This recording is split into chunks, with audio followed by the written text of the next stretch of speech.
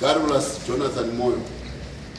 He is at it again. He was in the front page, discussed getting everybody left, right, and center. He's suing everybody, everything which is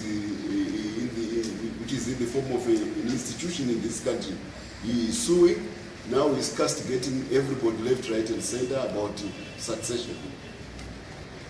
Jonathan is the least qualified person to talk about succession because he knows nothing about succession. The experts at succession are the war veterans. We know this game. Let me tell you, we became a very big army. We lost many thousands of people, both from the guerrilla ranks, but also from the Mujibas and Chibwidos and the parents who were supporting us.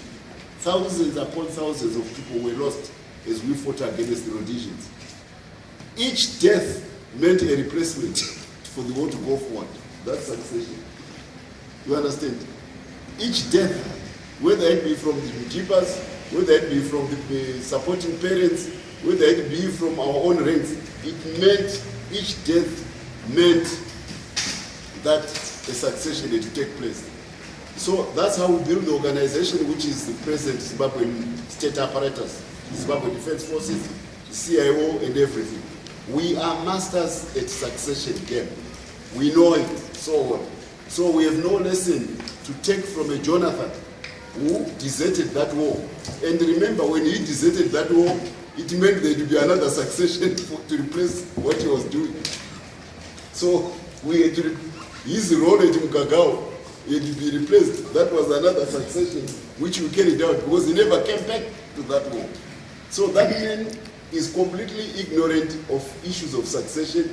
He can only read about it from the American books where he ran away to join the imperialists and their think tanks who were plotting against us in the revolution. And as their think tanks killed or assassinated our comrades, we had constantly do succession to replace those they were killing or assassinating or deserting like him or being a spy like him.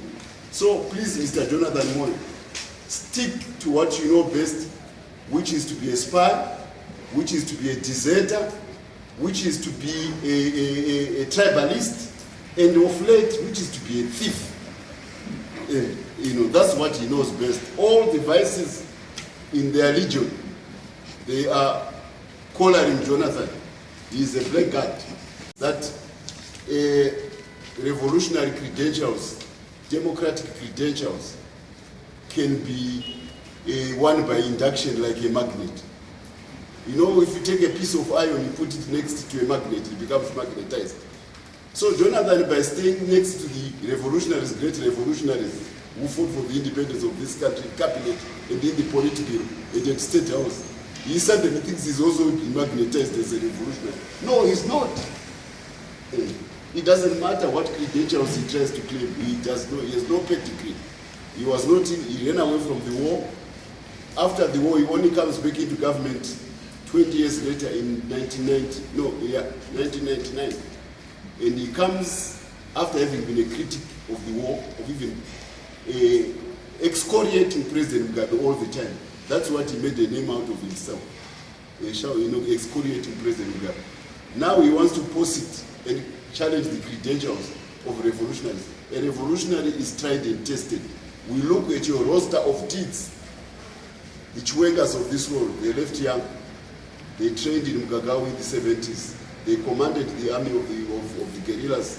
They rose through the ranks. The Rhodesians were defeated by the Chwengas of this world. The Mnangagwa, they helped create the army, which became Zana forces and spent 10 years in jail on death row to do that. This is pedigree.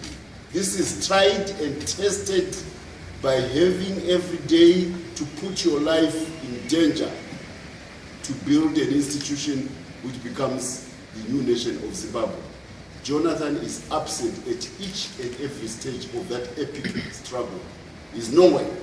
So please, you have no right as Jonathan Moyo to speak about succession, and don't think that by being next to great revolutionaries to get magnetized as a revolutionary.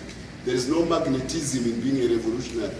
You earn it by either being killed in battle or being wounded in battle and surviving that battle and afterwards by doing heroic deeds which honor those who died, not by coming in and castigating illustrious sons of Zimbabwe with impeccable pedigree, left, right, and center. You don't belong. And he is not a Democrat by any nature, he's a tribalist. And the people, the Democrats which he talks about, all the people, the chairmen which they are ranting mind about, they were all acting chairmen. None of them elected. They want to say democracy. Come on, democracy in the image of yourself. You put your own puppet, you put your own image, you put your own, you install your own chairman, then you want to say they are democratic. It's no, they're an extension of yourself. They're an extension of him and Savior Kasupwele as the G40. Those are not elected chairmen. So this gibberish, this bold dash about democracy from Jonathan, it is to be dismissed with contempt. And he mentions my name. Look, President Mugabe is a revolutionary. That's how I got to know him. I made my own decisions to go to war individually, just like all these comrades did, just like many others did. We earned our place on the revolutionary table by our own contribution individually, not because we were associated with anybody, because we made individual decisions. Yes, we respect Comrade Mugabe as a revolutionary, the same way we revere Comrade Fidel Castro. But we are revolutionaries, and in revolutionary parlance, we are all equals. There are no superior revolutionaries, no inferior revolutionaries. We are all equals. Jonathan does not belong to that table of equals, which are called revolutionaries. He belongs to the table of beneficiaries of patronage. We are not beneficiaries of patronage from anybody. We earned our place. And he talks of the founding fathers of the revolution of Zimbabwe. Yes, they are founding fathers. But most important, there is also the founding army, Zana forces, Zipra forces of JZ Moyo, Josiah Tomogara, and Chitebo. This is the founding army, you know, Ekin Grove and all the others. This is the founding army of this country. This is the backbone of this country. He deserted from that army. He became a sellout to that army. He even fought against that army when he came back home in 1977 under Sitole. In Silobela, he was a commander of Sitole's forces. This is a matter of public record against the guerrilla forces, against us. Now he wants to sit and become and dispense judgment against that, against us. We don't accept that from a traitor, from a turncoat, from a deserter, from a spy, and from a thief. We will not accept that from him. To stand here today before you as the Big Five ambassador. This is probably one of the greatest acknowledgements that I've received in my career so far, and I do not take it lightly. As National Big Five ambassador and a member of the Afro-Jumbo Trust Board of Trustees, I'm excited about the future animal conservation in Zimbabwe, as I believe because of us, it will be getting a facelift. As we, the younger generation, get more involved in the conservation and protection of wildlife, it is our hope that the Big Five will remain in existence for generations to come and will not just be ancient stories told to our children. May I take this opportunity to thank the Ministry of Environment, Water and Climate and the Zimbabwe National Parks and Wildlife Authority for the most gracious support and guidance so far. We've been able to see our vision and concepts materialize into something tangible, and we can already see how great the impact will be.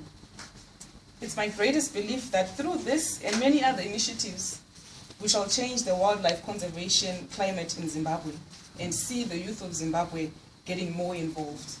I thank you.